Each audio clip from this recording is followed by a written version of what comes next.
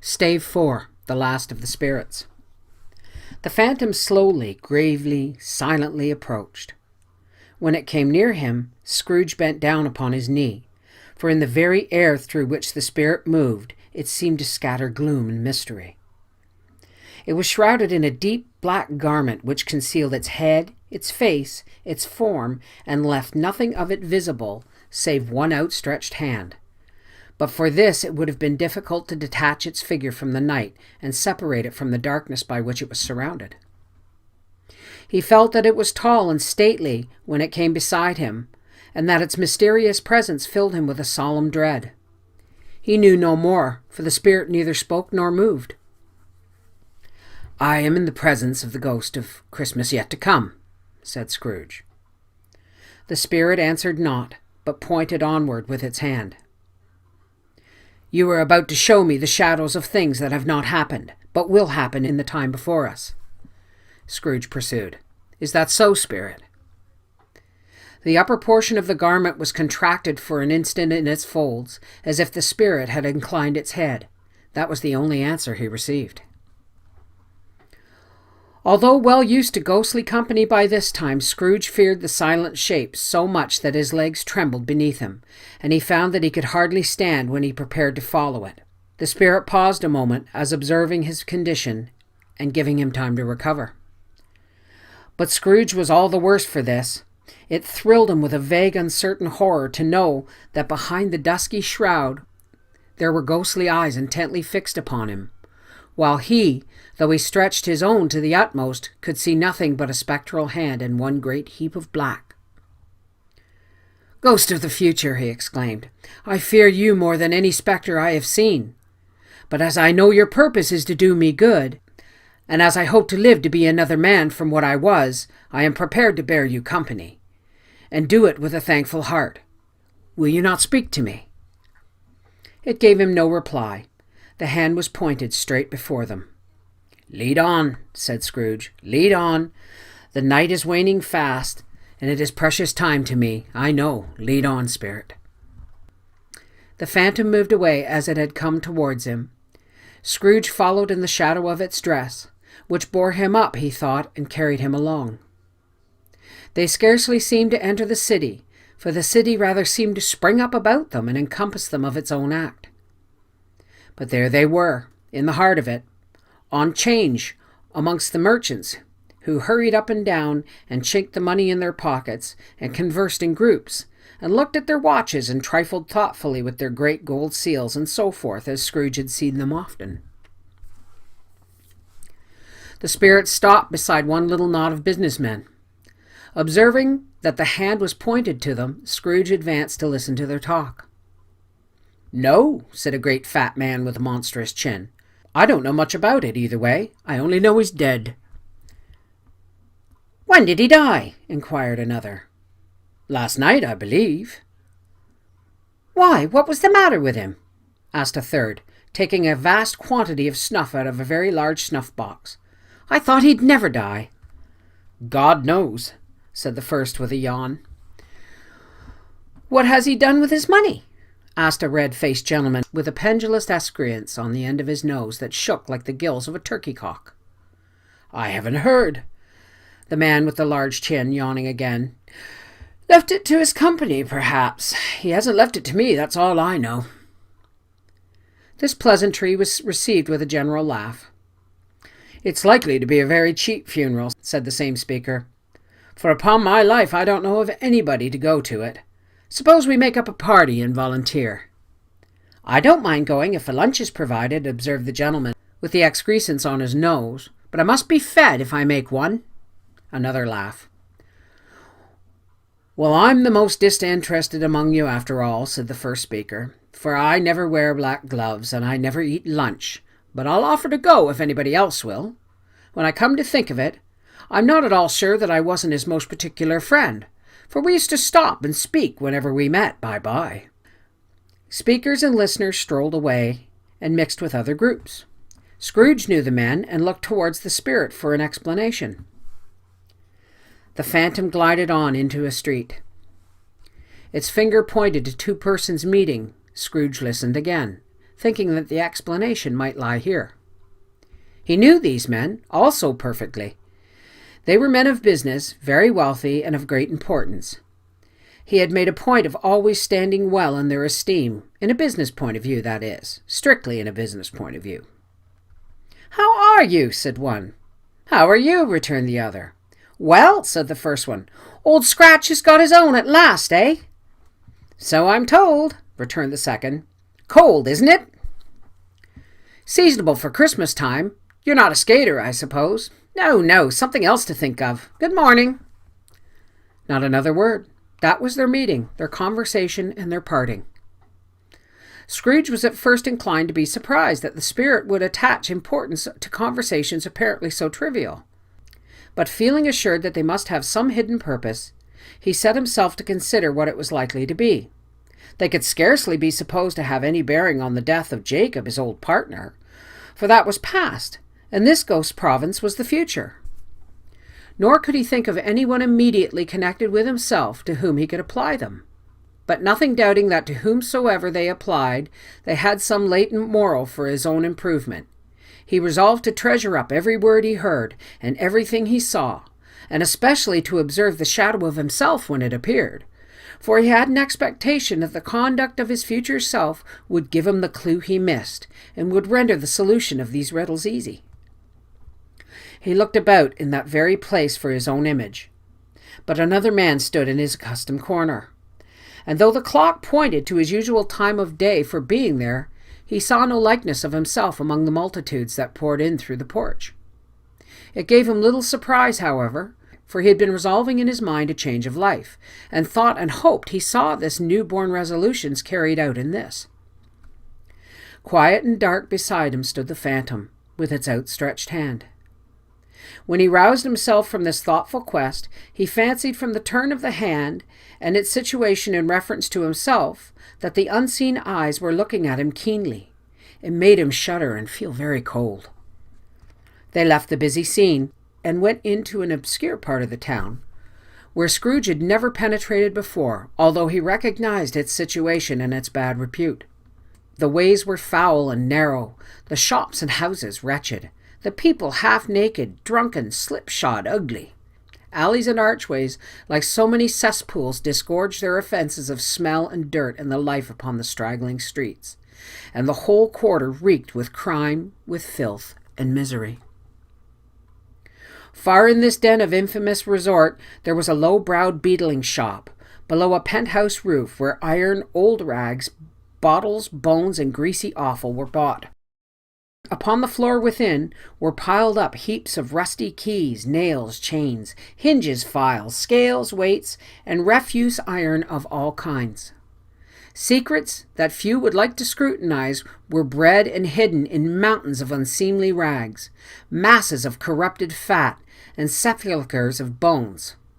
Sitting in among the wares he dealt in, by a charcoal stove made of old bricks, was a grey-haired rascal nearly 70 years of age, who had screened himself from the cold and air without by a frowsy curtain of miscellaneous tanners, hung on a line, and smoked his pipe in all the luxury of calm retirement.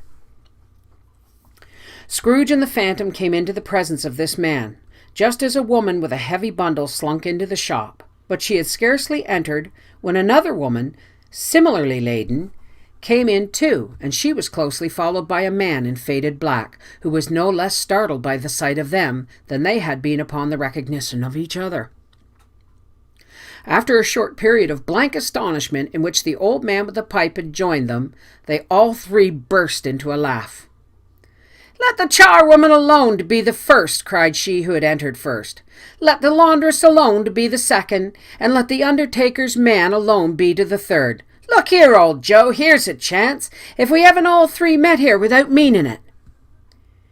"You couldn't have met in a better place," said old Joe, removing his pipe from his mouth. "Come into the parlour. You were made free of it long ago, you know, and the other two ain't strangers. Stop till I shut the door of the shop. Oh, how it creaks! There ain't such a rusty bit of metal in this place as its own hinges, I believe, and I'm sure there's no such old bones here as mine. Ha ha! We're all suitable to our calling. We're well matched. Come into the parlour. Come into the parlour." The parlour was the space behind the screen of rags. The old man raked the fire together with an old stair rod, and having trimmed his smoky lamp, for it was night, with the stem of his pipe, put it in his mouth again.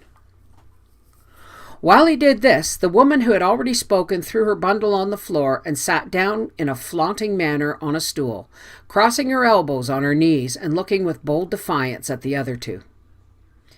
"What odds, then? What odds, Mrs. Dilber?" said the woman. "Every person has a right to take care of themselves. Ye always did." "That's true indeed," said the laundress. "No man more so." "Why then, don't stand there staring as if you're afraid, woman. Who's the wiser? We're not going to pick holes in each other's coats, I suppose." "No, indeed," said Mrs. Dilber and the man together. "We should hope not." "Very well, then," cried the woman. "That's enough. Who's the worse for a loss of a few things like these? Not a dead man, I suppose." "No, indeed," said Mrs. Dilber, laughing. "If he wanted to keep him after he was dead, a wicked old screw," pursued the woman, "why wasn't he natural in his lifetime? If he had been, he'd have had somebody to look after him when he was struck with death, instead of lying gasping out his last there alone by himself." "It's the truest word that was ever spoke," said Mrs. Dilber. "It's a judgment on him." "I wish it was a little heavier judgment," replied the woman, "and it should have been, you may depend upon it, if I could have laid my hands on anything else. Open that bundle, old Joe, and let me know the value of it. Speak out plain. I'm not afraid to be the first, nor afraid for them to see it. We know pretty well that we were helping ourselves before we met here, I believe. It's no sin. Open the bundle, Joe." But the gallantry of her friends would not allow of this, and the man in faded black, mounting the breech first, produced his plunder. It was not extensive. A seal or two, a pencil case, a pair of sleeve buttons, and a brooch of no great value were all. They were severely examined and appraised by old Joe, who chalked the sums he was disposed to give for each upon a wall and added them up into a total when he found there was nothing more to come. "That's your account," said Joe, "and I wouldn't give you another sixpence if I was to be boiled for not doing it. Who's next?" Mrs. Dilber was next. "Sheets and towels, a little wearing apparel, 2 old-fashioned silver teaspoons, a pair of sugar tongs, and a few boots." Her account was stated on the wall in the same manner. "I always give too much to the ladies. It's a weakness of mine, and that's the way I ruin myself," said old Joe. "That's your account, and if you asked me for another penny and made it an open question, I'd repent of being so liberal and knock off half a crown." "And now undo my bundle, Joe," said the first woman. Joe went down on his knees for the greater convenience of opening it, and having unfastened a great many knots, dragged out a large and heavy roll of some dark stuff. "What do you call this?" said Joe. "Bed curtains." "Ah," returned the woman, laughing and leaning forward on her crossed arms. "Bed curtains." "You don't mean to say you took 'em down, rings and all, with him lying there?" said Joe. "Yes, I do," replied the woman. "Why not?" "You were born to make a fortune," said old Joe, "and you'll certainly do it." "I certainly shan't hold my hand when I can get anything in it by reaching out for the sake of such a man as he was. I promise you, Joe," returned the woman coolly. "Don't drop that oil upon the blankets now." "His blankets?" said Joe. "Who else's do you think?" replied the woman. "He isn't likely to take cold without 'em, I dare say." "I hope he didn't die of anything catching, eh?" said old Joe, stopping in his work and looking up. "Don't you be afraid of that," returned the woman. "I ain't so fond of his company that I'd loiter about him for such things if he did. Ah, you may look through that shirt till your eyes ache, but you won't find a hole in it, nor a threadbare place. It's the best he had, and a fine one too. They'd have wasted it if it hadn't been for me." "What do you call wasting of it?" asked old Joe. "Putting it on him to be buried in, to be sure," replied the woman with a laugh. "Somebody was fool enough to do it, but I took it off again. If calico ain't good enough for such a purpose, it isn't as good enough for anything. It's quite as becoming to the body. He can't look uglier than he did in that one." Scrooge listened to this dialogue in horror. As they sat grouped about their spoil in the scanty light afforded by an old man's lamp, He viewed them with detestation and disgust, which could hardly have been greater, though they had been obscene demons marketing the corpse itself. "Ha ha!" laughed the same woman when old Joe, producing a flannel bag with money in it, told out their several gains upon the ground. "This is the end of it, you see. He frightened everyone away from him when he was alive, to profit us when he's dead. Ha ha ha!" "Spirit," said Scrooge, shuddering from head to foot. I see. The case of this unhappy man might be my own. My life tends that way now. Merciful heaven, what is this?" He recoiled in terror, for the scene had changed, and now he almost touched a bed. A bare, uncurtained bed, on which, beneath a ragged sheet, there lay something covered up, which, though it was dumb, announced itself in awful language. The room was very dark, too dark to be observed with any accuracy, though Scrooge glanced around it in obedience to a secret impulse, anxious to know what kind of room it was. A pale light rising in the outer air fell straight upon the bed, and on it, plundered and bereft, unwatched, unwept, uncared for, was the body of this man. Scrooge glanced towards the phantom. Its steady hand was pointed to the head. The cover was so carelessly adjusted that the slightest raising of it, the motion of a finger upon Scrooge's part, would have disclosed the face. He thought of it, felt how easy it would be to do, and longed to do it, but had no more power to withdraw the veil than to dismiss the spectre at his side.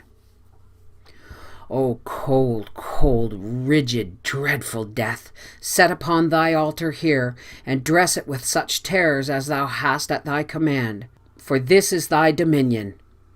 But of the loved, revered, and honored head, thou canst not turn one hair to thy dread purposes, or make one feature odious.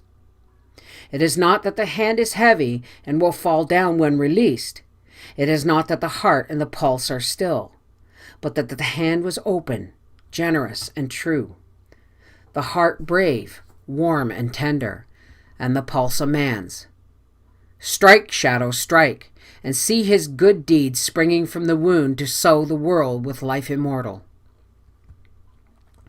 No voice pronounced these words in Scrooge's ears, and yet he heard them when he looked upon the bed. He thought if this man could be raised up now, what would be his foremost thoughts? Avarice, hard-dealing, griping cares? They have brought him to a rich end, truly. He lay in the dark, empty house, with not a man, a woman, or a child to say that he was kind to me in this or that, and for the memory of one kind word I will be kind to him. A cat was tearing at the door, and there was a sound of gnawing rats beneath the hearthstone. What they wanted in the room of death, and why they were so restless and disturbed, Scrooge did not dare to think. "Spirit," he said, "this is a fearful place. In leaving it I shall not leave its lesson. Trust me. Let us go." Still the ghost pointed with an unmoved finger to the head. "I understand you," Scrooge returned, "and I would do it if I could, but I have not the power, Spirit. I have not the power." Again it seemed to look upon him. "If there is any person in the town who feels emotion caused by this man's death," said Scrooge, quite agonized, "show that person to me, Spirit, I beseech you." The phantom spread its dark robe before him for a moment like a wing, and withdrawing it, revealed a room by daylight, where a mother and her children were.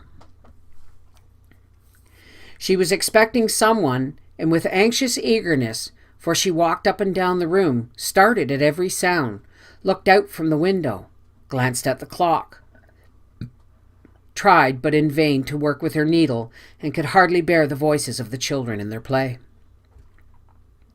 At length, the long-expected knock was heard. She hurried to the door and met her husband, a man whose face was careworn and depressed, though he was young. There was a remarkable expression in it now, a kind of serious delight of which he felt ashamed, and which he struggled to repress. He sat down to the dinner that had been hoarding for him by the fire, and when she asked him faintly what news, which was not until after a long silence, he appeared embarrassed how to answer. Is it good, she said, or bad, to help him? Bad, he answered. We are quite ruined? No, there is hope yet, Caroline. If he relents, she said, amazed. There is. Nothing is past hope, if such a miracle has happened. He is past relenting, said her husband. He is dead. She was a mild and patient creature, if her face spoke truth. But she was thankful in her soul to hear it, and she said so with clasped hands. She prayed forgiveness the next moment and was sorry, but the first was the emotion of her heart. What the half-drunken woman whom I told you of last night said to me when I tried to see him and obtain a week's delay, and what I thought was a mere excuse to avoid me, turns out to have been quite true. He was not only very ill, but dying then. To whom will our debt be transferred?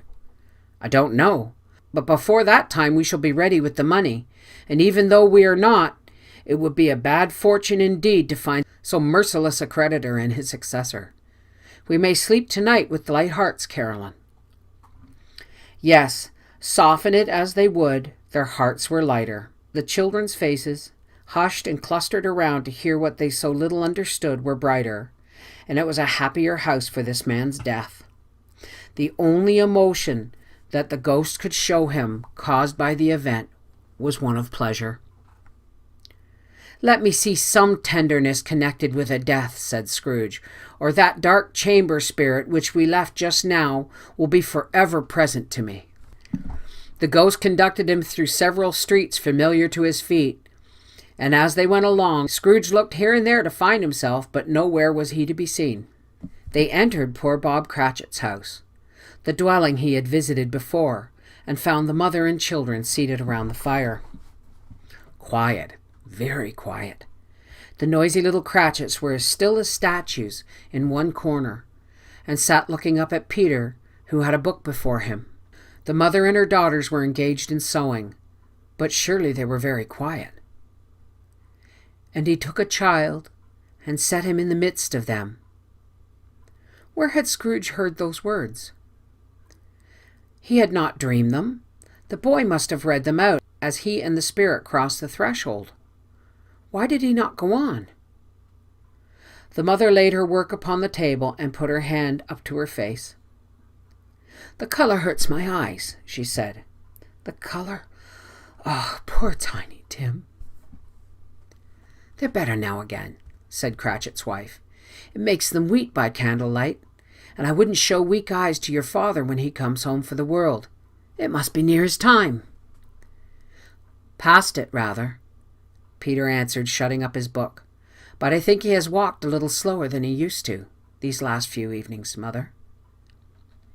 They were very quiet again. At last she said, and in a steady, cheerful voice that only faltered once, I've known him to walk with Tiny Tim upon his shoulders very fast indeed. And so have I, cried Peter. Often. And so have I, exclaimed another. So had all. But he was very light to carry, she resumed, intent upon her work, and his father loved him so that it was no trouble. No trouble. And there's your father at the door. She hurried out to meet him, and little Bob and his comforter, he had need of it, poor fellow, came in. His tea was ready for him on the hob, and they all tried who should help him to it most. Then the two young Cratchits got upon his knees and laid each child a little cheek against his face, as if they said, Don't mind it, father, don't be grieved. Bob was very cheerful with them, and he spoke pleasantly to all the family. He looked at the work upon the table and praised the industry and speed of Mrs. Cratchit and the girls. They would be done long before Sunday, he said. Sunday? You went today then, Robert? Said his wife. Yes, my dear, returned Bob. I wish you could have gone. It would have done you good to see how green a place it is. But you'll see it often. I promised him that I would walk there on a Sunday. My little child, cried Bob. My little child. He broke down all at once. He couldn't help it. If he could have helped it, he and his child would have been farther apart perhaps than they were. He left the room and went upstairs into the room above, which was lighted cheerfully and hung with Christmas. There was a chair set close beside the child, and there were signs of someone having been there lately. Poor Bob sat down in it, and when he had thought a little and composed himself, he kissed the little face. He was reconciled to what had happened, and went down again quite happy. They drew about the fire and talked. The girls and mother working still, Bob told them of the extraordinary kindness of Mr. Scrooge's nephew, whom he had scarcely seen but once, and who, meeting him in the street that day, and seeing that he looked just a little down, you know, said Bob, inquired what had happened to distress him. On which, said Bob, for he is the pleasantest spoken gentleman you had ever heard, I told him. I'm heartily sorry for it, Mr. Cratchit, he said, and heartily sorry for your good wife. By the by, how he ever knew that, I don't know. Knew what, my dear? Why, that you're a good wife, replied Bob. Everybody knows that, said Peter. Very well observed, my boy, cried Bob. I hope they do. Heartily sorry, he said, for your good wife. If I can be of service to you in any way, he said, giving me his card. That's where I live. Pray come to me.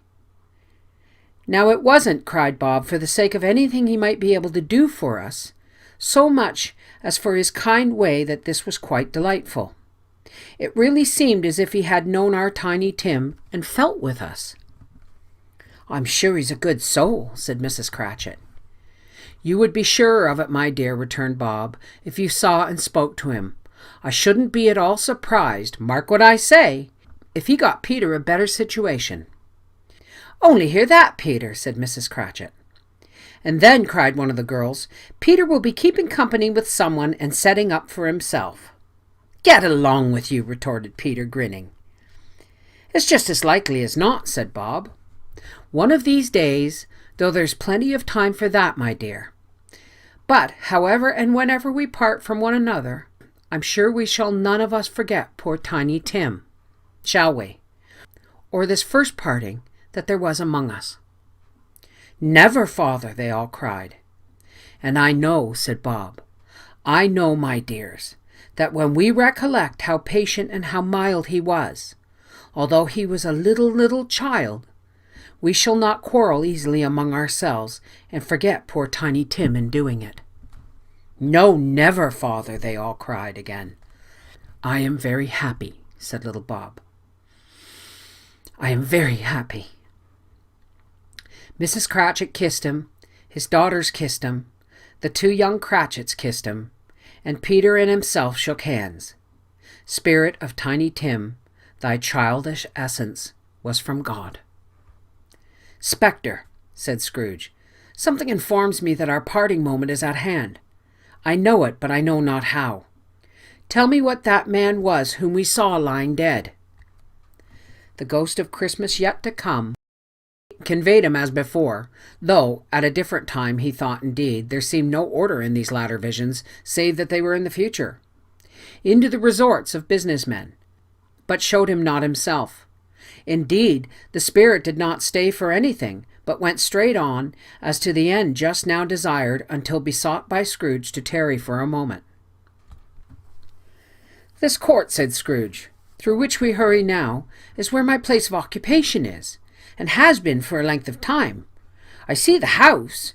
Let me behold what I shall be in days to come. The spirit stopped. The hand was pointed elsewhere. The house is yonder, Scrooge exclaimed. Why do you point away? The inexorable finger underwent no change. Scrooge hastened to the window of his office and looked in. It was an office still, but not his. The furniture was not the same, and the figure in the chair was not himself. The phantom pointed as before. He joined it once again, and wondering why and whither he had gone, accompanied it until he reached an iron gate.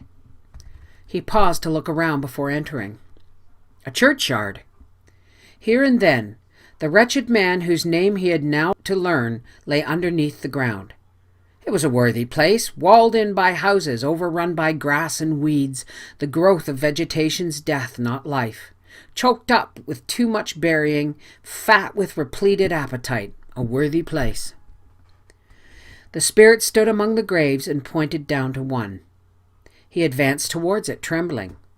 The phantom was exactly as it had been, but he dreaded that he saw new meaning in its solemn shape. "Before I draw nearer to that stone to which you point," said Scrooge, "answer me one question. Are these the shadows of things that will be, or are they shadows of things that may be only?" Still the ghost pointed downward to the grave by which he stood. "Men's courses will foreshadow certain ends, to which, if persevered in, they must be led," said Scrooge. "But if the courses be departed from, the ends will change. Say it is thus with what you show me." The spirit was immovable as ever. Scrooge crept towards it, trembling as he went, and following the finger, read upon the stone of the neglected grave his own name, Ebenezer Scrooge. "Am I that man who lay upon the bed?" he cried upon his knees. The finger pointed from the grave to him and back again. "No, spirit, oh no, no!" The finger was still there. "Spirit," he cried, clutching at his robe, "hear me! I am not the man I was. I will not be the man I must have been but for this intercourse. Why show me this if I'm past all hope?" For the first time the hand appeared to shake. "Good spirit," he pursued, as down upon the ground he fell before it, "your nature intercedes for me and pities me. Assure me that I yet may change these shadows you have shown me by an altered life." The kind hand trembled. "I will honor Christmas in my heart, and try to keep it all the year. I will live in the past, the present, and the future. The spirits of all three shall strive within me. I will not shut out the lessons that they teach. Oh, tell me that I may sponge away the writing on this stone." In his agony, he caught the spectral hand. It sought to free itself, but he was strong in his entreaty, and detained it. The spirit, stronger yet, repulsed him. Holding up his hands in a last prayer to have his fate reversed, he saw an alteration in the phantom's hood and dress. It shrunk, collapsed, and dwindled down into a bedpost.